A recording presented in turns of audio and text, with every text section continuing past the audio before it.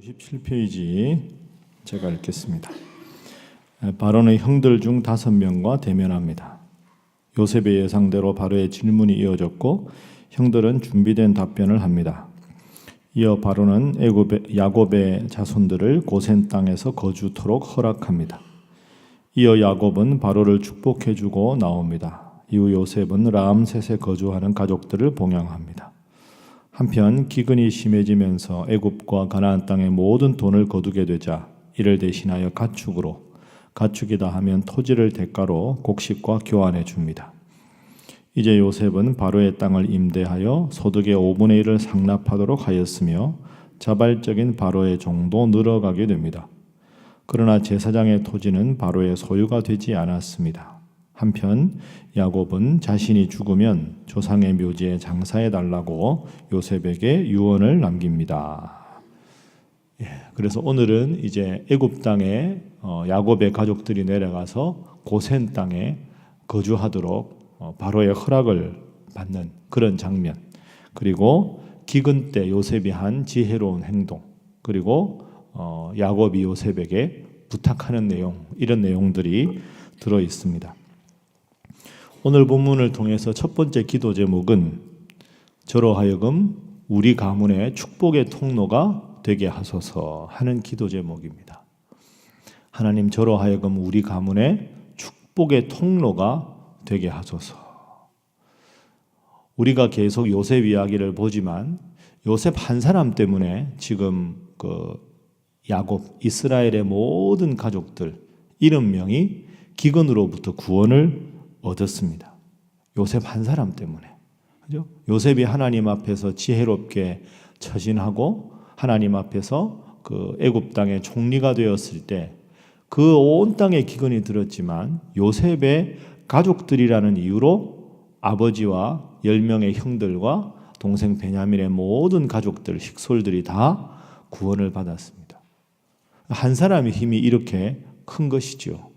여러분 한 분이 하나님 앞에 바로 섬으로 요셉을 통해서 온 가족들이 복을 받은 것처럼 여러분이 축복의 통로가 될 수 있기를 주님 이름으로 축복합니다.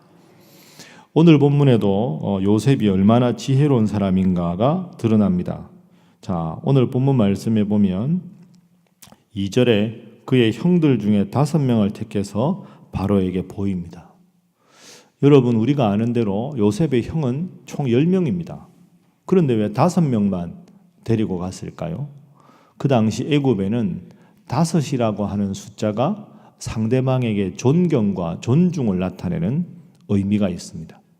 우리나라 문화에서 예를 들어 4자를 좀 싫어하고 그 다음에 서양에서는 7이라는 숫자를 좋아하고 13일의 금요일 부담스러워하고 그런 것처럼 당시에 5이라고 하는 숫자가 아주 좋은 숫자고 특별히 누군가를 만날 때 내 일행을 5명을 데리고 간다 하는 것은 상대방을 위한 아주 존중하는 그런 의미가 있습니다.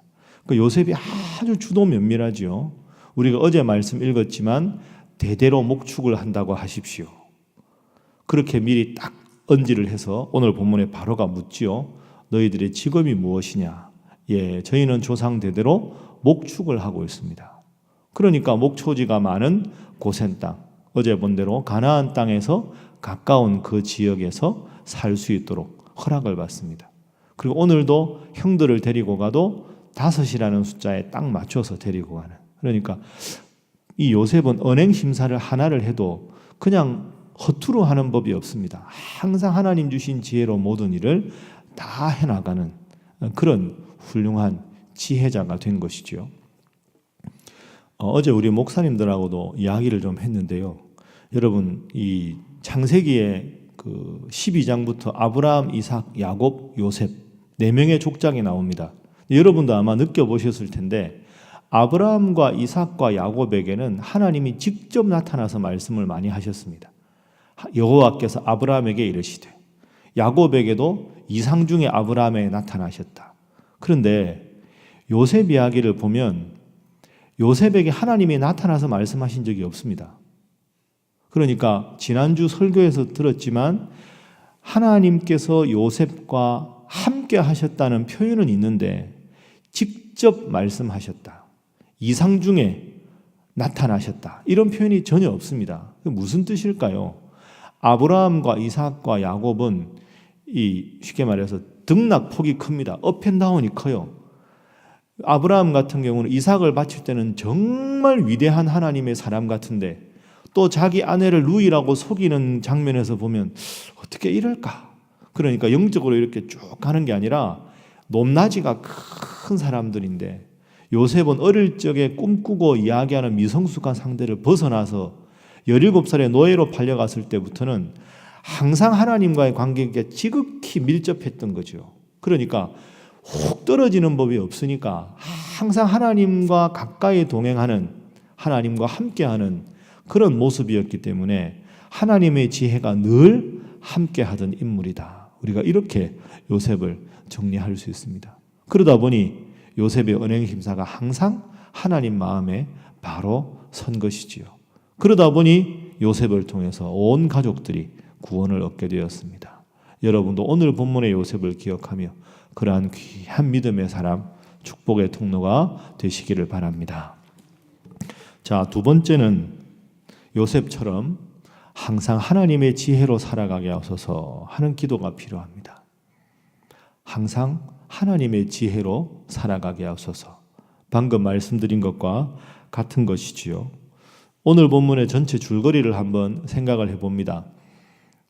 하나님께서 바로에게 꿈으로 보여주신 것처럼 애굽 땅과 그 인근 지역에 7년 동안 풍년이 들었습니다.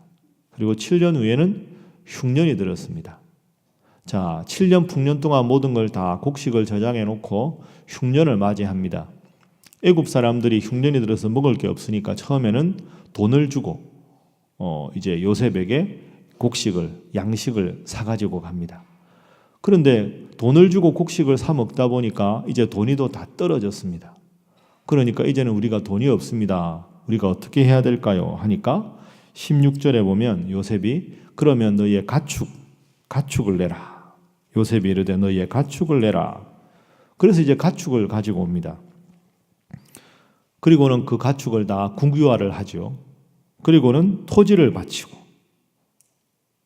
그러니까 돈을 내게 하고 가축을 내게 하고 토지를 바치게 하고. 이걸 어떻게 생각해 보면 조금 빼딱하게 생각하면 바로 한 사람한테 잘 보이려고 요셉이 너무 백성들의 모든 걸 바쳤다 이렇게 생각할 수 있는데 여러분 그렇게 생각할 게 아닙니다. 지금까지 요셉의 한 행동은 하나님 앞에서 바로 선 행동이지 바로에게 눈치 보는 사람이 아니었습니다. 왜 가축을 바치라고 했을까요? 여러분 한번 생각해 보세요. 지금 이 이야기가 지금부터 대략 한 3,800년 정도 전입니다. 그러면 애굽은 농사를 짓는 나라인데 제일 중요한 게 가축이잖아요. 흉년이 들어서 먹을 게 없다, 곡식이 없다. 그럼 뭘 잡아먹을까요? 가축 다 잡아먹겠지요. 그러면 흉년이 끝나고 풍년이 됐을 때 농사지을 가축이 없으면 흉년 때보다 더 심각한 문제가 생기지 않겠습니까?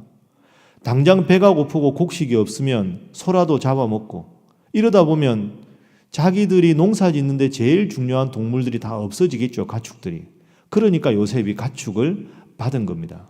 그걸 국유화해서 다음에 가축이 필요할 때 다시 나누어줘야 그게 진정으로 백성들을 위하는 거죠. 그리고 그 다음에 토지를 가져오라고 합니다. 그리고 토지를 다 국유화를 하지요. 왜 그럴까요? 그때나 지금이나 지방에는 다 돈 많고 땅 많은 그런 지방의 토호들이 많이 있을 텐데 그러면 그 사람들은 흉년이 들어도 워낙에 곡식이 많으니까 먹고 있을 게 있을 거 아니에요. 그러면 그 사람들한테 가가지고 우리가 곡식이 없습니다. 그럼 토지를 다 내라. 그러면은 왕의 권한은 약화되고 지방의 토호들은 엄청나게 배를 불려가지고 그렇게 살겠지요. 그러다 보면 나라 꼴이 말이 안 되겠지요. 그러니까 토지를 다 바로가 국유화를 한 겁니다. 국유화한 다음에 요셉의 한 행동을 보십시오. 정률제로 이제 백성들에게 수확물을 바치라고 합니다. 오늘 본문 말씀에 보면 토지를 바친 다음에 토지의 5분의 1을 내라고 합니다. 자, 26절 한번 읽어볼까요? 시작. 요셉이 애굽 토지법을 세우매 그 5분의 1이 바로에게 상납되나 제사장의 토지는 바로의 소유가 되지 아니하여 오늘날까지 이르니라. 아멘. 수확하는 양의 5분의 1만 바치라 이렇게 말합니다. 정말로 이 요셉이 백성들을 착취하고 바로 한 사람에게 잘 보이려면 5분의 1이라는 퍼센트를 따지는 정률제가 아니라 정액제를 택했을 겁니다. 자, 무조건 농사 짓는 사람은 우리식으로 표현하면 쌀 한 가마니 무조건 바쳐라.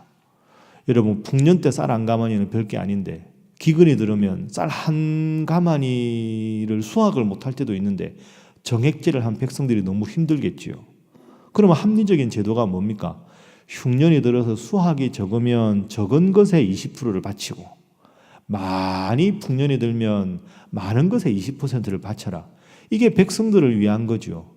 그래야 늘 백성들은 80%는 자기가 먹을 수 있지요. 그러니까 열심히 농사를 짓지 않겠습니까? 정말로 바로 한 사람만 바라보고 총리직이나 연연하는 요셉이었다면 정액제로 해서 백성들의 피를 빨았겠지요. 정률제로 했다는 건 그만큼 백성들을 존중한다는 의미가 있는 겁니다. 그리고 방금 읽은 대로 토지를 다 국가에서 수용을 할 때 제사장의 토지는 수용하지 않았습니다. 왜 그랬을까요? 이 제사장들은 애굽의 제사장이니까 하나님을 섬기는 제사장이 아닙니다. 그런데 3800년 전에는 우리가 그 국사 시간의 용어대로 재정일치의 사회입니다. 제사장이 정치를 하는 시대지요. 그러면 이 사람들의 생존권을 위협하지 않아야 이 아버지 야곱과 형들이 와서 고센 땅에 사는 것에 대해서 별 문제 제기를 안 합니다. 그리고 그렇게 해야 이 야곱 가문이 하나님을 믿어도 이 애굽 사람들이 또 다른 박해를 하거나 시비를 걸지 않겠죠. 제사장들이 힘이 있으니까. 그러니까 제사장들을 존중하는 이유는 이방신을 섬기도록 내버려 둔 게 아니라 그래야 이제 정착해온 아버지와 형들의 가문이 하나님 중심으로 살아도 방해를 받지 않기 때문에 제사장의 가문은 그대로 토지를 수용하지 않고 둔 것이지요. 그러니까 여러분, 이런 일련의 모든 이 요셉의 정책을 보면 정말로 지혜롭고 백성들을 위하고 그러면서도 이번에 내려온 아버지와 그 모든 가문들을 잘 보호해서 살아갈 수 있도록 합니다. 얼마나 지혜로운 인물인가. 여러분도 기도하실 때 하나님, 제 짧은 지식이 아니라 하나님의 지혜로 살아가게 하시고 여러분의 자녀들과 자손들의 이름을 한 명 한 명 불러가면서 하나님, 요셉에게 허락하셨던 지혜를 허락하여 주옵소서 기도하셔서 여러분의 가문에 위대한 요셉 같은 인물이 나오고 그 인물 때문에 우리 교회가 부흥하고 이 지역이 살아나고 대한민국 역사에 길이 빛날 수 있는 위대한 믿음의 후손들이 나올 수 있기를 주님 이름으로 축복합니다. 자, 마지막 세 번째 기도 제목은 항상 미리 준비하는 삶을 살아가게 하소서 하는 겁니다. 요셉의 지혜로운 이유가 바로 여기에 있지요. 미리 준비하는 삶을 요셉이 살았습니다. 이 모든 어려움 가운데도 백성들이 굶지 않을 수 있었던 이유는 요셉이 7년 풍년 동안에 곳곳에 곡간을 만들고 곡식들을 다 수확한 걸 저장해 두었기 때문에 7년 흉년을 잘 견딜 수가 있었습니다. 이게 참 쉽지가 않습니다, 여러분. 말이 쉽지 미리 여러분 그 아이들한테 이런 잔소리 많이 하시지요. 미리 해라. 꼭 안 합니다. 그죠? 막판에 막 벼락치기 해가지고 겨우겨우 하고. 그런데 요셉이 지혜로운 이유는 미리 준비한 데 있습니다. 잘 기억해야 합니다. 그리고 자녀들에게 항상 미리 모든 걸 준비할 수 있는 습관을 가질 수 있도록 하는 것이 또한 부모의 의무입니다. 7년 흉년이 들어서 후회하고 그때 그럴 걸 누가 못합니까? 풍년이 들었을 때 그때 잘 준비하는 이런 태도가 필요한 거죠. 미리 모든 것을 해두고 그 다음에 또 시간이 있을 때마다 또 보완하고 항상 요셉처럼 이렇게 준비해야 늘 여유가 넘치고 평안이 넘치게 되는 거죠. 제 개인적인 이야기를 해서 죄송한데 학생들한테 수업하다 보면 제가 이제 강의도 하고 설교 준비도 하고 그 교수님 그거 언제 하십니까? 이렇게 물을 때가 있습니다. 저는 설교를 잘 하지 못하기 때문에 주일 설교 본문은 주일날 저녁에 잡습니다. 그러니까 무슨 말씀이냐 하면 이번 주에 제가 할 설교 본문 잡는 건 지난 주일날 저녁입니다. 다 끝나고 집에 가서 저녁 먹고 샤워를 깨끗하게 합니다. 그리고는 계속 이번 한 주간 읽을 본문을 읽습니다. 그리고 주일 설교 본문을 그 전 주일날 잡는 거죠. 그리고 제목하고 뼈대를 잡는 것까지 월요일날 합니다. 왜 그렇게 미리 하느냐? 그게 아닙니다, 여러분. 생각해 보십시오. 목사의 삶은 변수가 많습니다. 갑자기 장례가 생길 수도 있고 갑자기 지방을 가야 될 수도 있고 그런데 제 스케줄이 갑자기 많아졌다고 제가 설교를 미리 준비해 놓지 않고 가까워서 겨우겨우 하면 그 하나님 앞에 얼마나 죄스러운 일입니까? 그건 절대로 안 됩니다. 그래서 제가 늘 학생들한테 그럽니다. 목사가 제일 여유 있는 날은 토요일이어야 된다고. 토요일 날 목사가 제일 바쁘다는 건 정말로 회개해야 될 일이라고. 주일 준비 다 하고 설교 준비 다 하고 기도문까지 다 쓰고 모든 걸 다 했는데도 토요일 날 오후에 할 일이 없다. 이게 목사라고. 그래야 토요일 날 오후에 갑자기 일이 생기고 저녁에 일이 생겨도 마음의 평안을 가지고 주일을 준비할 수 있는 거죠. 여러분 이게 제 이야기라 죄송한데요. 그렇게 해야 합니다. 아이들이 어릴 때부터 그렇게 습관을 가져야 특히 교회 일은 항상 하나님께서 주신 지혜로 미리 기도하다가 여러분이 해야 될 일에 대해서 미리 다 하시고 그러다가 일이 생기면 그래야 여유롭게 다른 사람을 돌보기도 하고 배려하기도 하고 그렇게 되는 것 아니겠습니까? 7년 풍년을 잘 준비했을 때 7년 흉년을 극복할 수 있었던 요셉 이 모습을 여러분도 꼭 기억하시고 항상 하나님 앞에서 하나님 주신 지혜로 승리하는 삶을 살아가시기를 주님 이름으로 축복합니다. 함께 기도하겠습니다. 하나님, 저로 하여금 우리 집안의 축복의 통로가 되게 하시고 항상 하나님 주신 지혜로 살아가게 하시며 미리 모든 일을 준비할 수 있는 삶의 태도를 허락하여 주옵소서. 이제 내일 있을 남북 정상회담 위해서도 기도하시고 또 선교 바자회가 내일 있습니다. 여전도 회원들이 열심히 준비하고 있는데 하나님 마음의 기쁨 주시고 은혜롭고 풍성한 바자회 될 수 있게 하여 주시옵소서. 또한 여러분 각자를 위해서 다 함께 주님 앞에 기도하겠습니다. 주여 믿습니다. 주여 믿습니다. 주여 믿습니다. 하나님